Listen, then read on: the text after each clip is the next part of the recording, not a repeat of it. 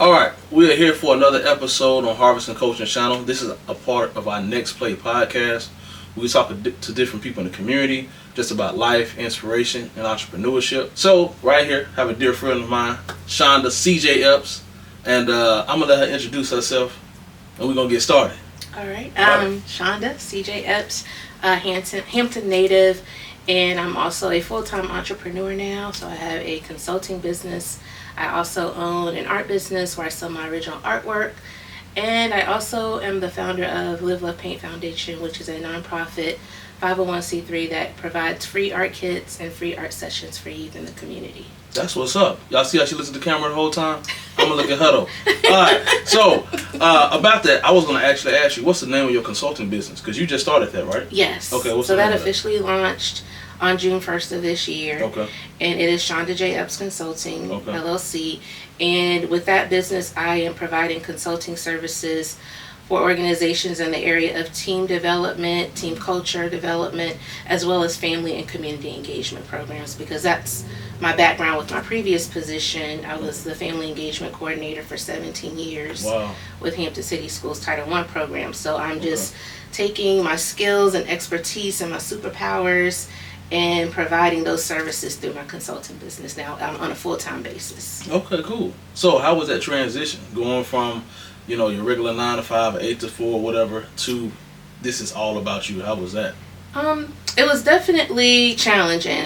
I had reached a point in my career where it was definitely time for me to make a transition and make a change for several reasons. But God actually planted this seed for me to do my consulting business several years ago. Like, as I look back through my journals over the past few months, I was actually talking about it, thinking about it in my journal. And just this year, the conditions that were created, it just made me take that leap of faith and started. So it's been challenging from having a structured and kind of being on someone else's schedule to basically having the freedom to create my own schedule and just having more flexibility in terms of projects and not feeling like my work was confined to having to, meet certain criteria. I can pretty much make my own criteria now. Okay. So as a creative, I love that aspect of it because I get to do all the things that I love to do and that I'm passionate about doing, but I'm doing it on my own terms now. So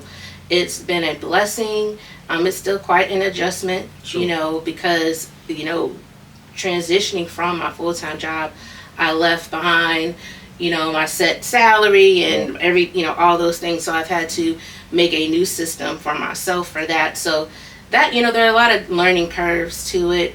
But I feel like if you are walking in your path and your purpose, God is going to provide the resources for you. He's going to give you the wisdom so that you can actually excel in that area and, be in a position where you can carry what He has for you for your industry.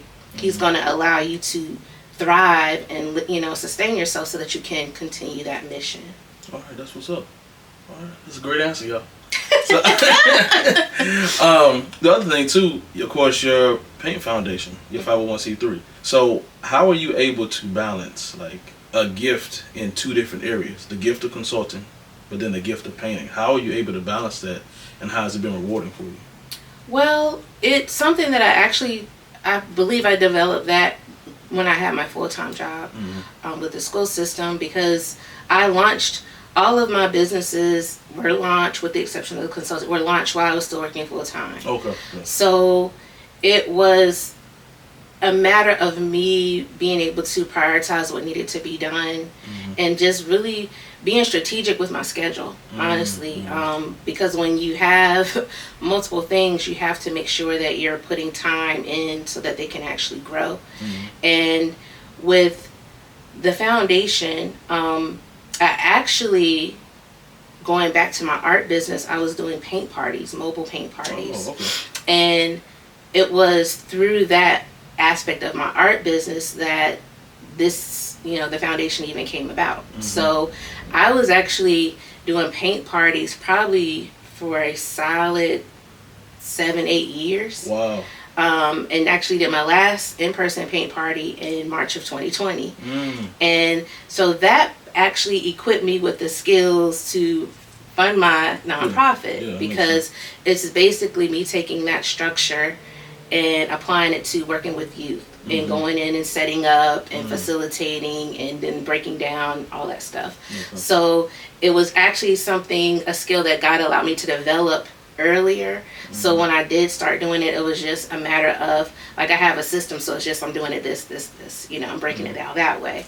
So it's something that I feel it allowed me to start it, but it also limited my availability because I still had to work full time. Yeah. So that still had to be the main thing. So it was, how can I, meet the demands and the needs of the community and still fulfill my requirements from my job. So it kind of limited my reach because I knew at a given time, looking at my week, I'm like, okay, well, I could do a Thursday, and next week I can only do a Tuesday. So it just really required me to kind of plan ahead, and that's when I started doing the concept of working in quarters. So I would pretty much, like, looking at the year and just chunking it into quarters. I would just focus on the current quarter and map out things that way. And so that helped me to kind of see ahead, but also not feel overwhelmed by looking too far ahead. So it just required that I came up with, like, a really good time management system. Okay. Now, what are the ages that you work with? Oh, all ages. I've pretty much done pre-K through 12. Really? I've worked primarily, when I first started, I was actually doing, like, after school groups in schools. So after my contract hours, I would go and facilitate an art group as part of an after school program. So I was at middle schools a lot. I did some one-on-one sessions with students, probably like in 2018, where I would actually go in during the day at an elementary school and a middle school and work one-on-one with students that the school counselor felt could use an art intervention. Even have done the alternative school in Hampton at one point. Well, it was called something else. It was called Performance Learning Center or something like that. But I would go in through community and schools. I partnered with them, and so I facilitated art groups for that program as well. So I've worked with all ages. That's what's really. up. Cool. So it's been fun. It's interesting to see the differences in conversations happen while they are, because they're relaxed. They're very relaxed. So I love that I can create a safe space for children and that they feel comfortable with me and that they actually enjoy the experience. But I actually get to learn a lot about what youth are thinking about and what they're facing and just what is going on in their mind, because when they get into that relaxed state, because I play instrumental music, so it's really about you tapping into your creativity and not listening to lyrics and things of that nature. So it puts them in a different zone, and they're like, I don't know why am I feeling like this? I said, you're relaxed. It's therapeutic. They're not used to, I think, being in that zone sometimes. So it's cool to see them get into that space and just to watch them create and just for them to feel comfortable enough just to talk. So it's very rewarding. Let's talk about you for a minute. Because painting, taking that to a passion from a part-time job to now a part-time / full-time nonprofit. When did you start painting? When I was like 4 years old. What was you like? Do you remember your first painting? I used to draw on my walls in my bedroom. What? I know you got in trouble. I did. My mom, she always tells the story of how I would just take a crayon or whatever and just draw on the walls, and then she would paint over it, and then I would draw again, and then she started buying me like art supplies, and her and my dad I always had art activities, and that was my thing. So growing up, my brother and I, when we would get our report cards and we got good grades, we would get to go to Toys R Us. They don't know about that. They don't know about that. But I always wanted to go to Paul's Arts and Crafts, which was a craft store back in the day. They closed years ago. I think they just do framing now, but that was my favorite place to go. Like, my brother loved Toys R Us. I love going to Paul's Arts and Crafts. And I would just buy different art supplies, just stuff to play around with. And so that was kind of my thing. And it was what I did, I think, just to kind of not just entertain myself, but it brought me enjoyment. Mm-hmm. And so I've always been creating. I've always had art supplies, all throughout elementary, middle, and high school. I know my mom put me in some calligraphy classes at one point. Wow. I can't remember if that was elementary or middle school. And then back in the day, Hampton City Schools used to have Saturday events. And so it was usually something dealing with art in it. So my mom would put me in different things like that. And I was just always, art has just always been a part of me. So it's not even a hobby for me. It's just a part of who I am, because I've always had either pastels or some watercolors or something. And even if I'm not like creating, a canvas for someone or for myself, because I didn't really start doing that until like later on. But my mom actually has like a collection of my drawings and paintings. Of course. Back from like 89. 89? Yes. Like she has, she's a collector of things. So it was just something that I've always done. And for me, it's just like breathing.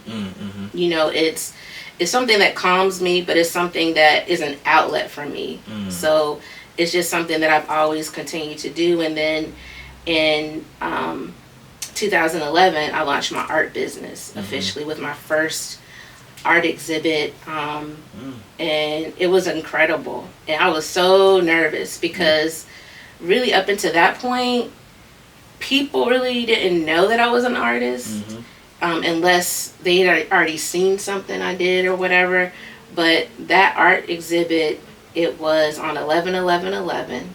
Oh. And my friend actually I don't want to say push me because that sounds mean, but he strongly encouraged me to have this art show, and he hosted it for me. And I had, I think, like between 19 or 20 pieces. Wow. No, I'm sorry. I had 26 pieces on display, because that's how much I used to paint all the time and just have stacks of canvas in my house. How large are the paintings? Anywhere from as large as like 36 inches by 24 inches on down to like 8 by 8 squares. Like whatever I go into Michael's was on sale, I would just pick it up and I'm like, and my friends that were close to me, I would show my art to them, and so they were like, you should be selling this. And I'm like, no, this is just my thing. This is what I do. So had the art show. He hosted it. According to his count, it was close to 200 people that came through there that night. I was like in a complete like mode of, I couldn't even believe what was happening. Oh, so he was in shock. I was in shock. Pretty much the whole event. I was in shock. Because people were coming in and wanting to buy the art. And I hadn't even gotten that far in the planning process. I thought, I'm just want to display it. But then I had to like figure out pricing. And then I had to go, luckily I keep stuff in my vehicle. I had stickers from a presentation I had done. So I was like, I have stickers in my truck. Let me go get the stickers. So got the stickers. So I ended up selling, I think, between 19 and 20 pieces that night. So that night, after I packed up everything and I went out to dinner with my family, and I was just sitting at the table crying because I just could not believe that something that I was so resistant to do. And God had told me, use what I gave you, use what I gave you. And in that moment, sitting at the table with my family that night, like that's when I got it. Like that's when the light bulb went off. And that's when I started selling my artwork on a regular basis. So been selling original artwork since 2011. And I did sell some pieces prior to that, but just under the umbrella of my business. That's what propelled that. And that opened up doors for me that I never even thought was possible. And I'm so glad that I listened to Dr. Myers. Shout out to him for encouraging me, because he was determined, and he kept coming to my office. He was like, oh, you're going to do an art show. This is going to be at my school. Wow. And I was like, yeah, okay. And he came back. He was like, all right, what's the date? I'm not leaving. He was serious. Yes. It was like 2 or 3 months later, he came back, and I was like, I don't know. He was like, pick a date. And that's when we're doing it. So I looked at my calendar, and I was like, 11/11/11. And he was like, all right, that's the date. He said, you do your invitation. He said, I'll take care of everything. And he prepared the food for it, which What? I thought was just going to be like appetizers. He cooked like pasta, and he had salad, and he had like little mini cakes. Like he went all out, and that also warmed my heart too.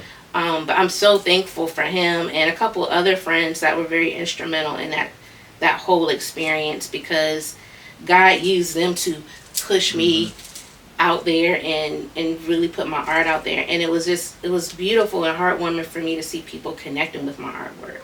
Like people that I didn't know. They were like, I need this piece for my house. Or this reminds me of such and such. I really have to have this piece. So it was just an amazing experience for me just to see that people really get my work. And they were able to connect to it. So that's what's up. Yes. That's hard, I bet. It is important. I'm glad you brought up Dr. Myers too. That's the investment people have to make in another person. We hear words, yeah, bro, I got you, this and that, but sometimes when it actually comes to it, people fall through. Yes. I think that's why it's so shocking to actually see people be serious about caring about what you care about. Absolutely, absolutely. And I've been really blessed to have, like, God has planted, people in my life that really affirm me and see my gifts, and they really encourage me in ways that I know it's from God.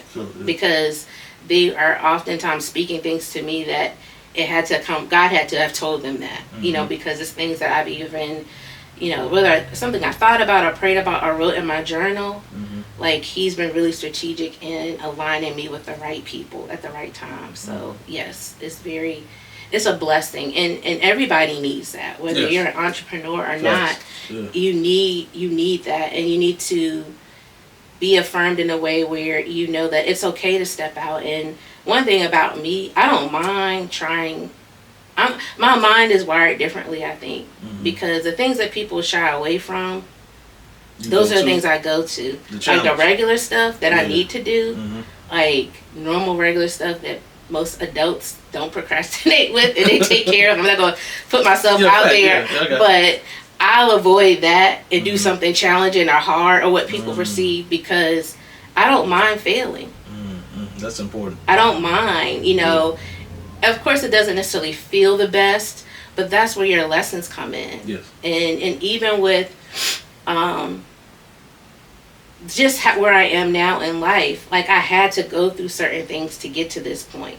Like I had to know how to set up a business, how to manage my time, and balance a full-time job so that I can be in a position now to even attempt to do this. So it all serves a purpose, but you just have to be willing just to try it. Facts. Now, do you have a painting or drawing that sticks out the most in your mind from all the ones you've done? One that's like, I go back to that one. I would say the one that's actually in my bedroom now. There's Growth in the Valley, because I painted that during a very challenging time, and it's something that I literally drew a sketch of it, and I was just really happy with the sketch. And during the pandemic, I decided I'm going to paint this, and it's going to be huge. And so I started painting it, and then I felt, okay, this is too much. I don't know if I'm going to finish this, but I finished it. I took my time with it. I had plenty of time during the pandemic, so I work, and then I paint a little, go back and forth. And so when I finished it and I looked at it, it was an accomplishment, but just the messaging of it, because 2020 was a really challenging year for me with my health. But so many beautiful things happened in the valley that picture became the representation of it. So it's hanging up in my room in a place that every morning when I wake up, I can see it. Every time I come in my bedroom, is right there. And so it's a reminder, but it also showed me what I can do. And it was something that represents a challenging time, but something that came out of that's actually pretty beautiful to watch and look at. That's what's up. I'm happy you found inspiration in your own work, because I know sometimes we'll do work, but we'll do it for other people and not really invest in it for ourselves too. The other question, this is a funny question. This is a random off the wall question. This has nothing to do with anything that we talking about. Okay. All right, you ready? Okay. I think. All right, here we go. What's your favorite hot sauce and what brand? My favorite brand of hot sauce would be, I think, Louisiana Red Hot. Louisiana Red Hot? I almost clapped. I thought you were going to stop at Louisiana and I was going to clap. What is it called? Is it Louisiana? Louisiana, you talking about in the yellow and red, yellow. right? With the sun. Yes. Okay, it's just Louisiana. That's okay. Louisiana. Yeah, I love that. On fried fish. Come on now. Oh my goodness. Come on. Yes. You know, come on. When I came up here, they had Texas Pete everywhere. Yeah, I don't like Texas Pete. Yeah, and I didn't know what that was about. One time I had to go to 2 stores to actually find Louisiana. I went to Food Line one day and they didn't have it. I had to go to Walmart and they had it, but they didn't have as much of that as they did Texas Pete. I was hot. Yeah, I was hot. Okay. I grew up in Louisiana. Yeah. Yeah.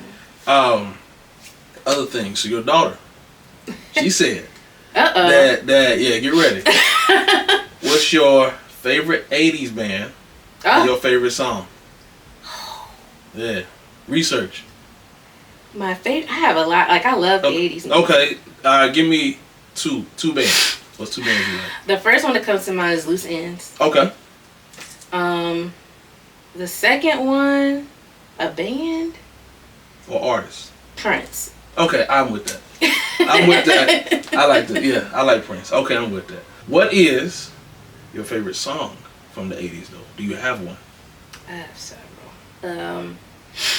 See, I have Yacht Rock. I have R&B. I don't know, but I really like Loose Ends. Like, okay. That era, like the SOS band. Like, I could think of different songs that I like from that era. It was just, it's very nostalgic because, you know, that was just a really good time before adulting and that's real. Everything came into play. But New Edition. Oh my goodness. A favorite song. If I would say Loose Ends, Slow Down, because that's the one I listen to a lot. Okay, bet. She also said The Wiz. Yeah. Oh my goodness. Woo. So I didn't have to finish it. Okay, that's my favorite. Okay, there we go. All right, I ain't have to ask you to. All right, bet. That is our favorite movie. Why is The Wiz your favorite movie? Oh my goodness. I can just remember watching it as a child and just how I felt. I love this cinematography of it all, like how it was shot. I love the music. I love the soundtrack for that too. That's, you know, I'm a weirdo. I listen to that soundtrack. But I love the imagery of it. I love the meaning of it. And it puts me in a happy place. Like, that would be something that, like, that's my go-to if I just want to be in a, you know, totally tune out and just be in a good place. I'll watch that movie. I have a lot of good memories associated with that movie and watching that movie. And I know I'm sure she told you, I know the script. I know okay. You know the script? I do. Okay. I know the parts. Yo, you serious? Yes. Like who does what part? Yes, I can tell you. You talk along with the movie? I do. And it drives her crazy. That's why I'm surprised she didn't say that. She'll be like, okay, that's enough. Like, can we watch the movie? But yeah, it's just a happy place movie for me, and I love the costumes and the imagery and just the songs too, and all the, you know, the actors in it. I just love it. That's what's up. I have a confession. I have a hard time with musicals. I watched it, but when I tell you it was a struggle, I appreciated the acting. Yeah, tired of the songs. But that's just me. I'm not a musical person, but there are certain musicals, like, I'm cool. Like, The Wiz is straight because it was soulful, right? But when I go back and watch it again, I don't know if I could. Now, can I listen to the soundtrack without watching it? Probably so. Right, but not actually watch it. You know what I'm saying? Now, one of my favorite soundtracks from a movie was Wild Wild West. I had it on cassette. Straight up A-side, B-side. That was my judge. No judgment. You didn't like that? You didn't like Wild Wild West? I don't even think I've seen it. No, for real, Will Smith? I don't think so. Oh, Junt. Yeah, that's my Junt. That was my Junt. But one of my favorite movies is A Bug's Life. You remember that? Yes, I do remember that. That was a cool movie. Yeah, that's a good movie. Other thing, this is the Next Play podcast. So the focus of this is every day we play to win. So what is your next play? What are you going to do next? You have these things in place. What's some next plays you have set up or you want to set up for the future? As far as my consulting business? In general. I just want to continue to settle into this new chapter of my life.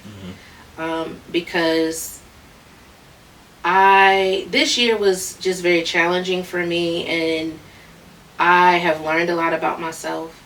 I've gotten really, really closer to God, and I just want to continue on that pathway of drawing closer to Him and listening to Him, and just letting Him direct my next steps. Because for years I spent a lot of time trying to figure out things on my own, and I think taking on things that I probably shouldn't have, and staying places longer than I should have. And so now I really want my life to be about glorifying God and really allowing Him, be in a position where I'm just surrendering everything to Him so that He can tell me what I'm supposed to be doing next. What is the message that you have for me? If I'm blessed to have a speaking engagement, like, what do you have? What do you want me to tell, your people?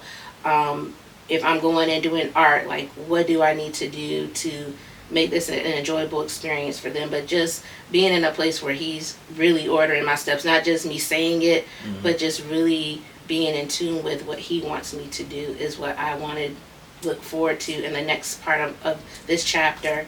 And growing the business in a way that allows me to continue to have an impact, but I want to make a difference. Like, I really want to, the quote that says, leave people better than how you found them. Like, I really want to exemplify that in my work.